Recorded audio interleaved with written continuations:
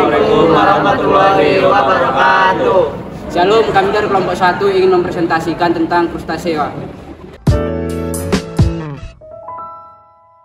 Perkenalkan, nama saya Satmarto Sitorus dengan NIM 0052. Nama saya Dava dengan NIM 0054. Nama saya Fadli Rizky Kamil dengan NIM 0051. Nama saya Niki Rejuar dengan NIM 0050. Nama saya Satrio Adi Pratama dengan NIM 0044. Nama saya Muhammad Ramdhaniel Mubarok dengan NIM 0041. Nama saya Lutri Faizatun dengan NIM 0058. Nama saya Fana Abdul Metasya dengan NIM 0076. Nama saya Dianesha Adrawi dengan NIM 0166. Saya Niki Rejuar. Di sini saya akan menjelaskan tentang morfologi pada Copepoda. Copepoda adalah organisme mikroskopis yang termasuk ke dalam kelompok krustasea. Ukuran Copepoda sendiri berkisar antara 60 sampai 220 mikrometer. Bahkan Copepoda dewasa ukurannya bisa mencapai 1 sampai 5 mm.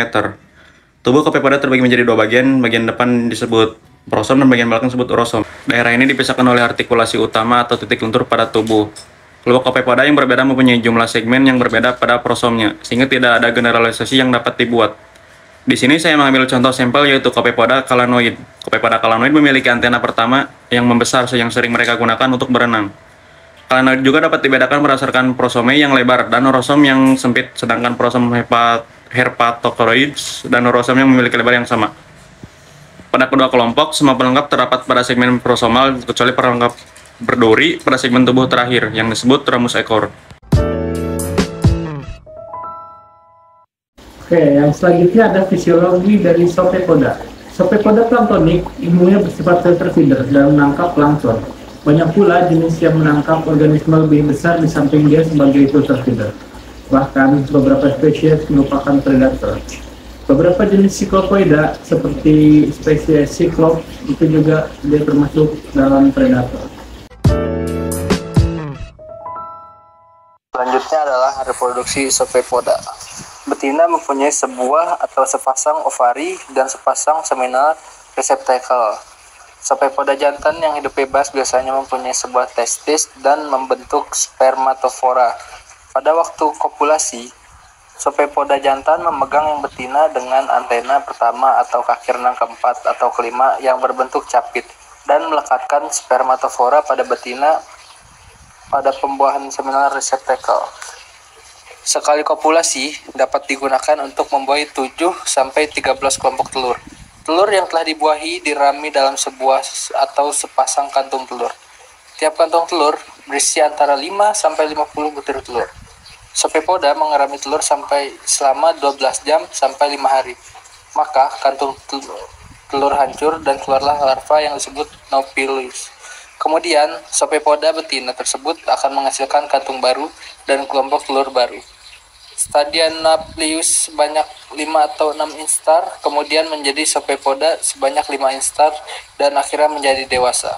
Copepoda dewasa tidak mengalami pergantian kulit. Perkembangan dari telur sampai dewasa memakan waktu antara 1 minggu sampai 1 tahun. Copepoda hidup bebas berumur antara 6 bulan sampai 1 tahun lebih.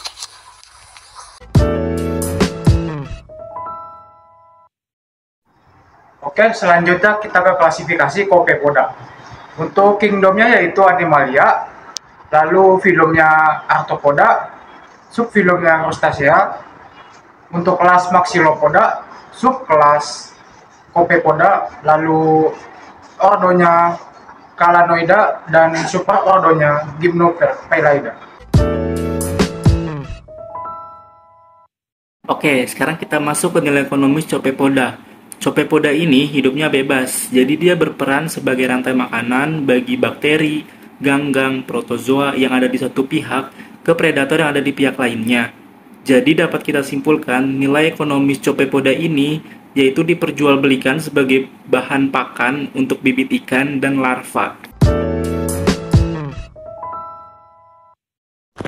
Morfologi Malacostraca pada Dodecaphoda seperti udang memiliki tubuh yang bilateral simetris, terdiri atas sejumlah ruas yang dibungkus oleh kitin, memiliki 5 pasang buah kaki jalan sehingga disebut kaki 10, terdapat rostrum, sepasang mata, sepasang antena, sepasang antenula, 3 buah maxilliped, 5 pasang cephalopod dan periopod, sepasang telson dan uropod.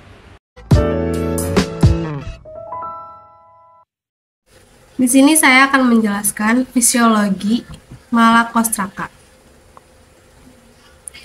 Cara makan dan makanan Malacostraca sebagai karnivora, omnivora, herbivora, dan pemakan sampah.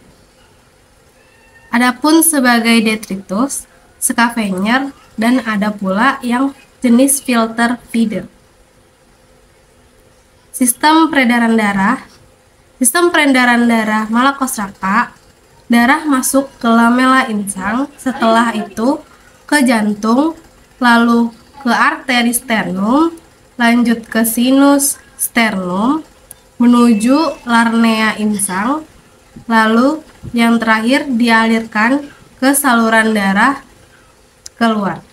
Sistem pernapasannya bernapas dengan insang yang ada di setiap ruas toraks. Pernapasan mengandung pigmen hemocyanin. Sistem sarafnya dengan sistem saraf Malacostraca sebagian besar berupa tangga tali. Selanjutnya kita akan membahas reproduksi Malacostraca. Bagaimana sih Malacostraca bereproduksi? Malacostraca bereproduksi secara diusius. Beberapa jenis membentuk spermatozoa dan seminal receptacle. Nah, setelah terjadi kopulasi, telur biasanya langsung menetas. Ada juga biasanya yang menetas menjadi protozoa, zoea, misis ataupun larva. Nah, ketika telur dilepas ke air, maka akan menjadi larva dan menjadi hidup menjadi plankton dan menuju ke tepi pantai. Kemudian saat udang menjelang dewasa, udang akan kembali ke tepi laut untuk bertelur. Klasifikasi dari Malacostraca. Nah, untuk kingdomnya sendiri ialah Animalia, dan untuk filmnya itu adalah Arthropoda, dan untuk subfilmnya itu adalah Crustacea, dan untuk kelasnya adalah Malacostraca, dan untuk ordonya adalah Decapoda. Ada juga nih nilai ekonomis dari Malacostraca sendiri. Malacostraca memiliki peranan penting baik itu dari segi ekonomi maupun ekologi. Beberapa jenis Malacostraca menjadi bahan makanan seperti diambil bonatnya untuk dijadikan bahan konsumsi. Adapun dari segi ekologinya, Malacostraca memiliki peranan dalam rantai makanan, menentukan kualitas perairan dan pemakan sampah organik. Oke, sekian dari kelompok kita, kurang lebihnya mohon maaf. Wassalamualaikum.